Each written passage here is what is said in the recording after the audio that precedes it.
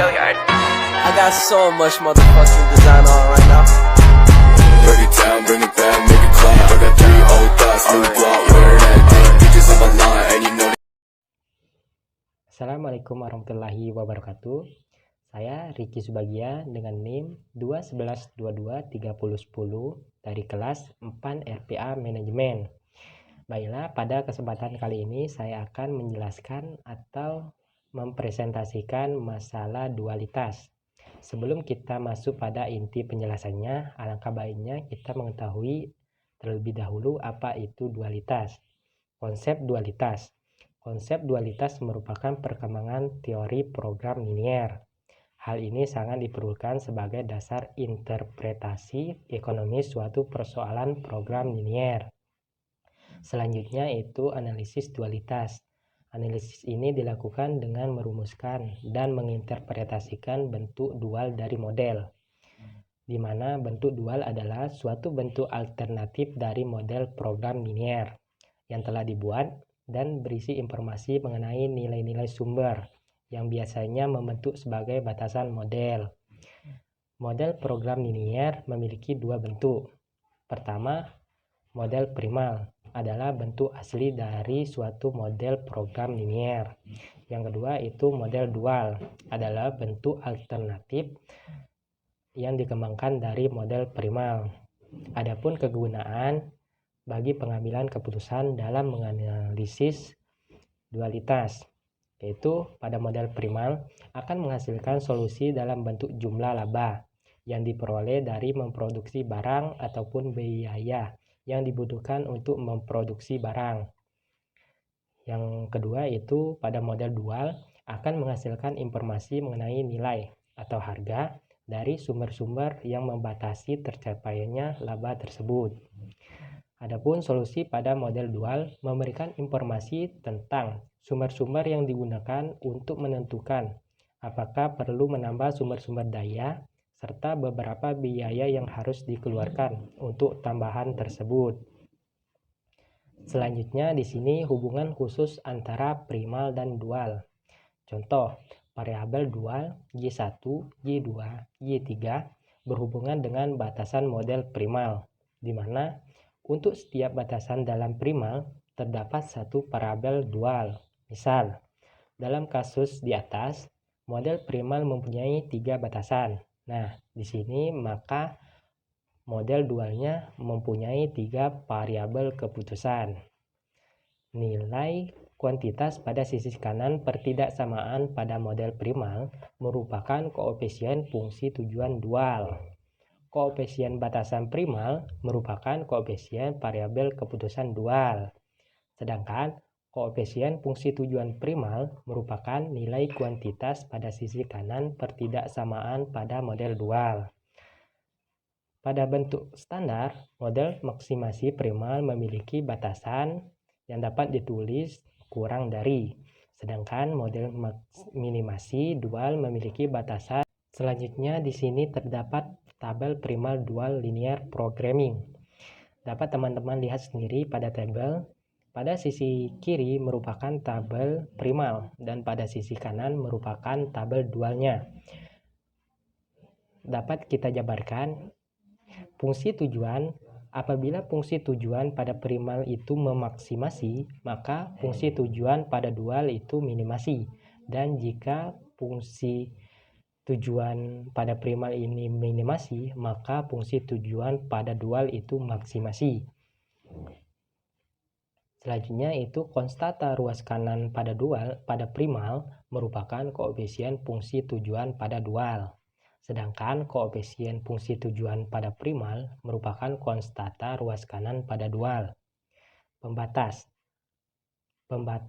Fungsi tujuan maksimasi pembatas pada primal apabila primalnya lebih dari, maka non-negatif konstan pada dual Y1 kurang dari 0. Jika pembatas fungsi tujuan maksimasi kurang dari, maka fungsi non-negatif konstan Y1 lebih dari 0 pada dual. Dan jika pembatas pada tujuan maksimasi sama dengan, maka non-negatif konstan tidak terbatas dalam tanda pada dual.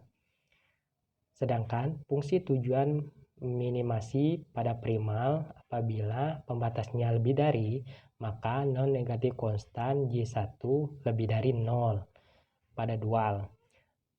Sedangkan pembatas kurang dari, maka non-negatif konstan Y1 kurang dari 0 pada dual. Dan jika pembatasnya sama dengan pada tujuan maksimasi primal, maka non-negatif konstan tidak terbatas dalam tanda pada dual. Dan seterusnya. Di sini tabel primal dual linear programming, di mana dapat teman-teman lihat sendiri pada tabel. Pada sisi kiri merupakan tabel primalnya, dan pada sisi kanan itu tabel dual. Pada sisi kiri pada fungsi tujuan, jika fungsi tujuan pada primal itu maksimasi, maka fungsi tujuan pada dual itu minimasi. Dan sebaliknya, jika fungsi tujuan pada primal ini minimasi, maka fungsi tujuan pada dual itu maksimasi. Konstanta ruas kanan pada primal merupakan koefisien fungsi tujuan pada dual. Koefisien fungsi tujuan pada primal merupakan konstanta ruas kanan pada dual. Pembatas pada primal, fungsi tujuan maksimasi. Jika fungsi tujuan maksimasi pembatas lebih dari pada primal, maka non-negatif konstan Y1 kurang dari 0 pada dual. Dan jika pembatas fungsi tujuan maksimasi dengan pembatas kurang dari, maka non-negatif konstan Y1 lebih dari 0 pada dual. Dan jika fungsi pembatas maksimasi primal sama dengan, maka non-negatif konstan tidak terbatas dalam tanda. Selanjutnya itu fungsi tujuan minimasi primal. Jika fungsi tujuan minimasi primal pembatasnya lebih dari, maka non-negatif konstan Y1 lebih dari 0 pada dual. Fungsi tujuan minimasi pembatas pada primal lebih dari kurang dari, maka non-negatif konstan Y1 kurang dari 0 pada dual. Dan jika pembatas fungsi tujuan minimasi pada primal sama dengan, maka non-negatif konstan tidak terbatas dalam tanda, dan seterusnya. Di sini terdapat contoh soal dari pembahasan yang telah kita bahas sebelumnya. Contoh soal, perusahaan sepatu ideal membuat dua macam sepatu. Yang pertama adalah sepatu dengan sol karet. Kita asumsikan saja dengan X1. Dan yang kedua adalah sepatu dengan sol dari kulit. Kita asumsikan dengan X2. Untuk memproduksi kedua macam sepatu tersebut, perusahaan menggunakan 3 jenis mesin. Mesin pertama kita asumsikan nanti dengan Y1, yang mana khusus untuk membuat sepatu dari karet dengan kapasitas maksimum 8 jam. Mesin 2 nanti diasumsikan dengan Y2, khusus untuk membuat sepatu dari kulit dengan kapasitas maksimum 15 jam. Dan mesin 3 diasumsikan dengan Y3, khusus untuk assembly kedua macam sepatu tersebut dengan kapasitas maksimumnya 30 jam. Setiap lusin X1 atau sol karet tadi mula-mula dikerjakan di mesin 1 selama 2 jam dan selanjutnya menuju mesin 3 selama 6 jam. Sedangkan X2 untuk sol sepatu dari kulit dikerjakan oleh mesin 2 selama 2 jam dan langsung ke mesin 3 selama 5 jam. Sumbangan terhadap laba untuk setiap sepatu X1 sama dengan 30.000, sedangkan sepatu X2 sama dengan 50.000. Untuk memproduksi hasil optimal berapakah sepatu X1? Dari contoh soal di atas dapat kita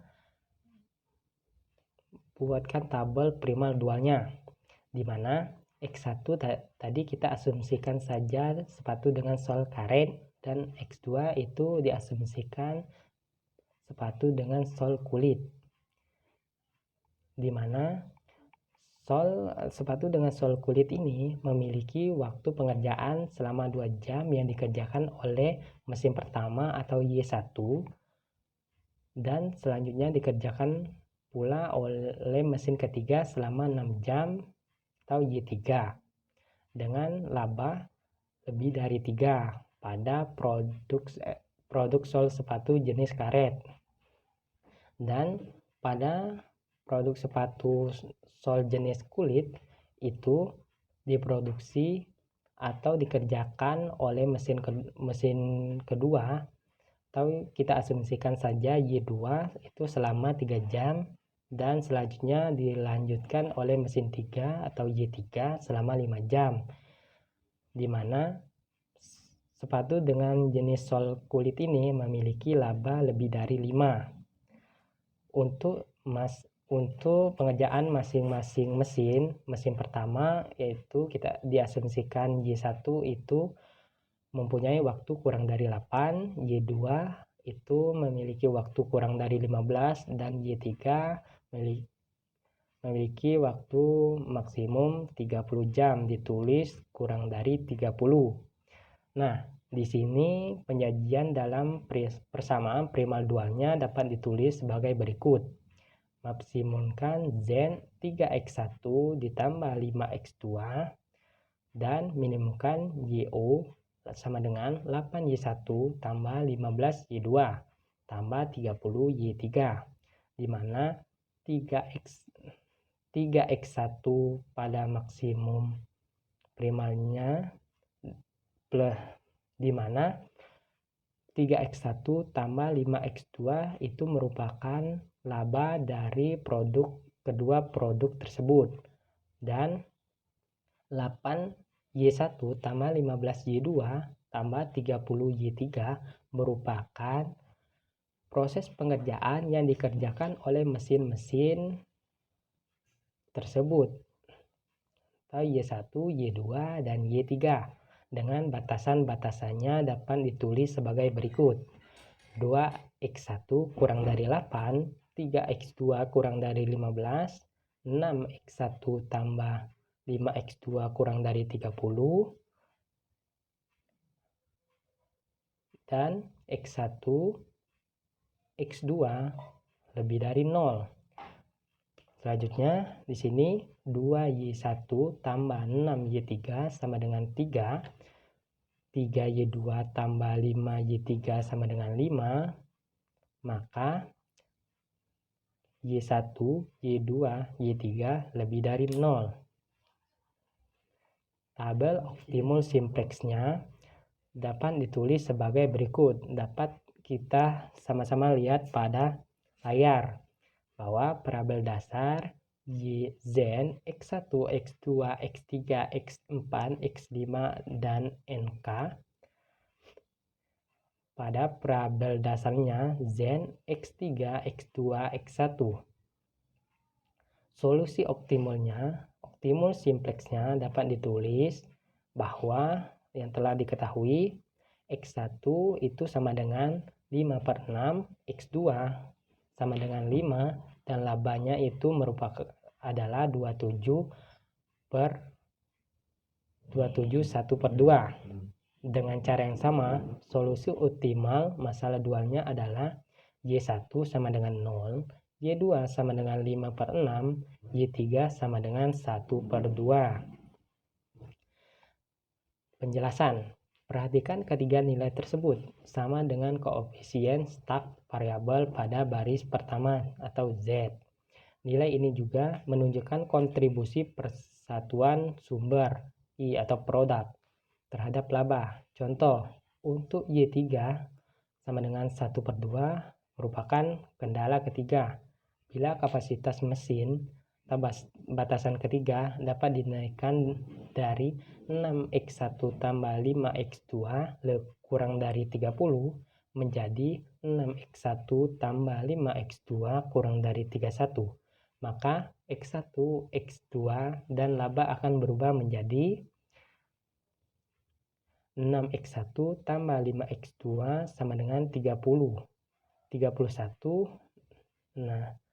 dikali 3, Dan 3x2 sama dengan 15 dikali 3. Dari contoh soal di atas dapat sama-sama kita bagi, untuk penyederhanaannya dapat kita sama-sama bagikan dengan angka sebelah kanan, di mana 6 ini dikalikan 3, maka didapatlah hasil 18x1, dan 5x2 ini dikali 3 dapat pula hasil 15x2.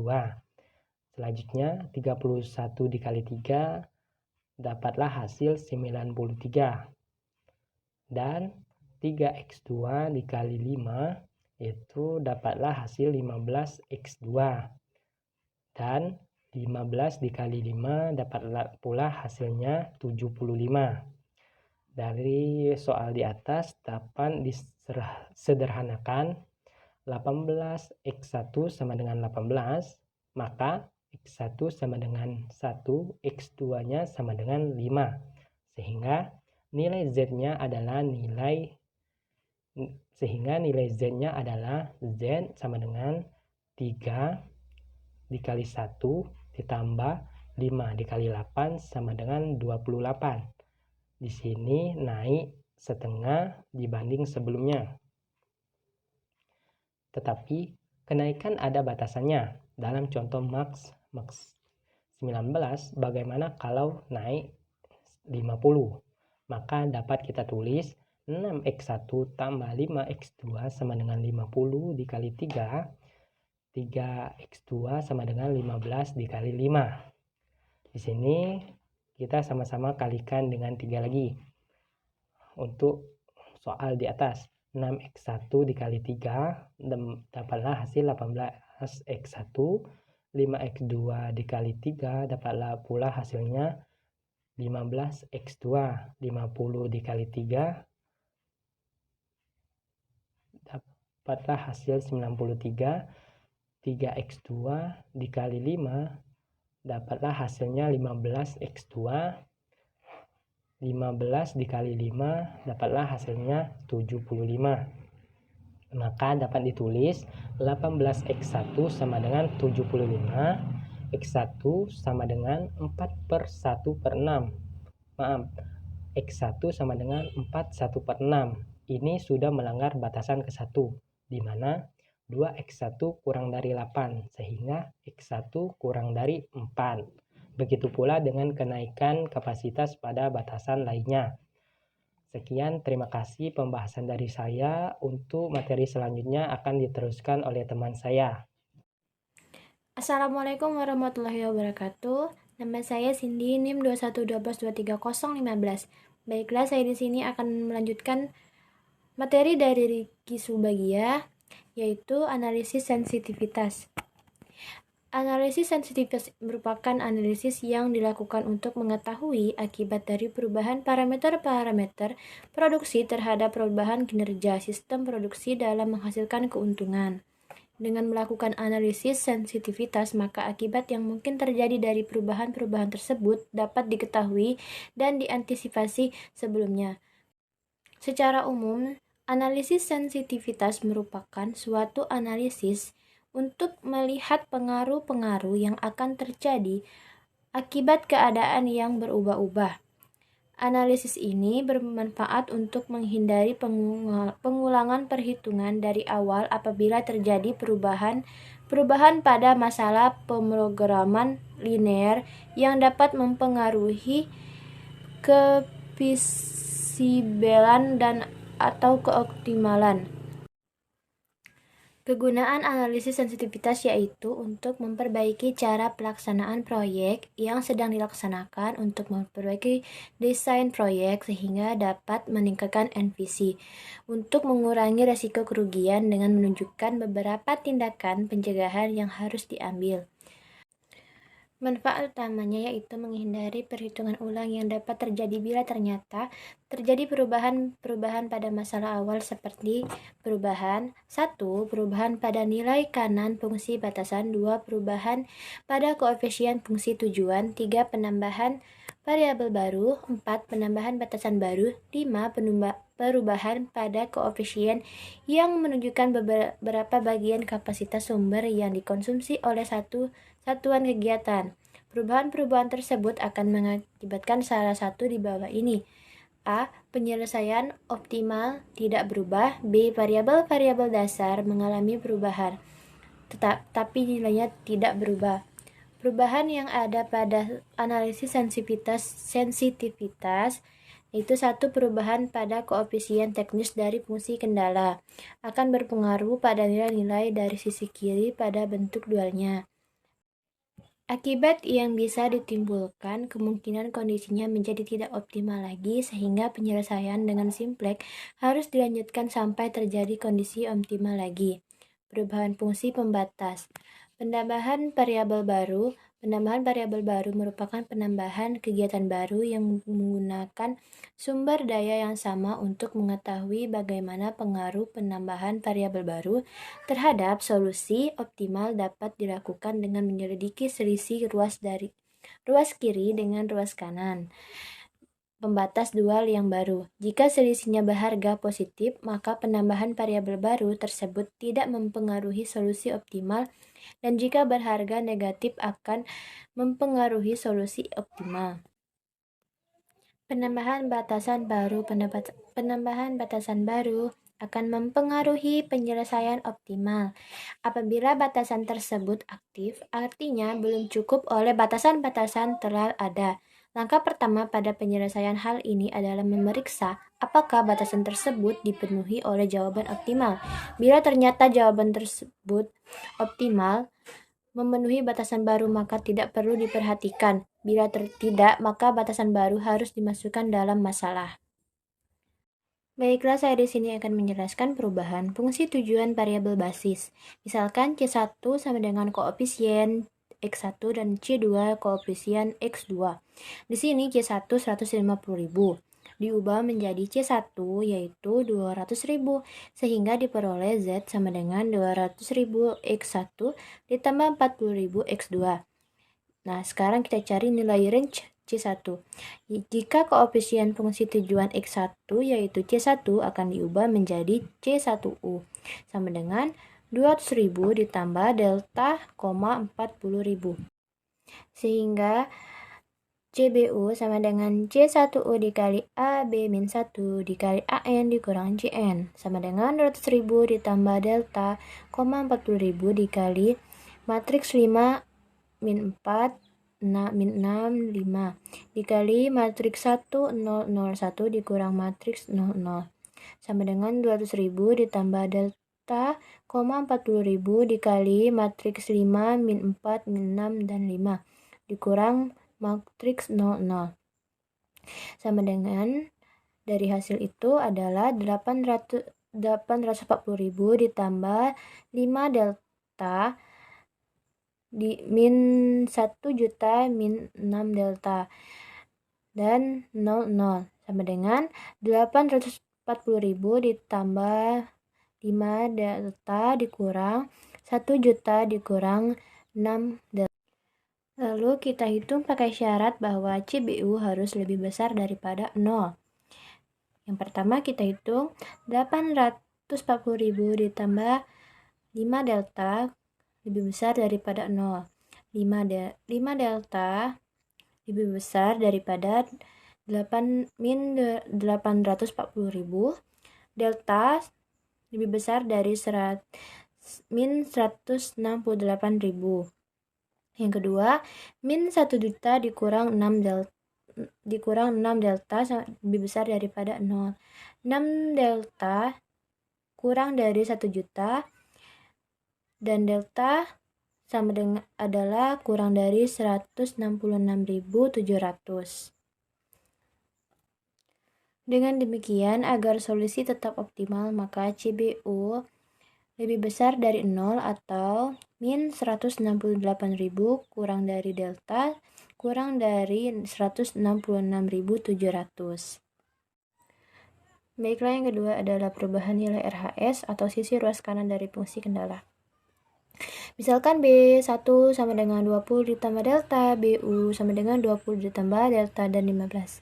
Sehingga XBU sama dengan AB inverse dikali dengan BU. Jadi sama dengan matriks 5 min 4 min 6 dan 5 dikalikan dengan 20 ditambah delta dan 15. Sehingga mendapatkan hasil 40 ditambah 5 delta dan min 45 dikurang 6 delta. Lalu kita pakai syarat XBU lebih besar daripada 0. Yang pertama, 40 ditambah 5 delta lebih besar daripada 0. 5 delta lebih besar dari 4 delta, sehingga mendapatkan hasil adalah lebih besar dari min 8. Yang kedua, min 45 dikurang 6 delta lebih besar daripada 0. 6 delta kita pindah ruas menjadi berubah angkanya jadi 45. Delta sama dengan yang mendapatkan hasil adalah kurang dari 7,5. Dengan demikian, agar solusi tetap optimal, maka XBU lebih besar dari 0 atau min 8 kurang dari delta kurang dari 7,5. Baiklah, itulah materi yang dapat saya sampaikan pada video penjelasan kali ini. Atas kekurangan dari video ini, saya mohon maaf. Dan penjelasan saya adalah akhir dari video kali ini.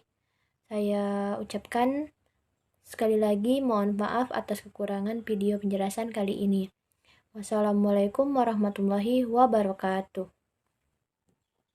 Break it down, bring it back, make it clap. I got 3 old thoughts, new block, where that damn bitches on my line, and you know they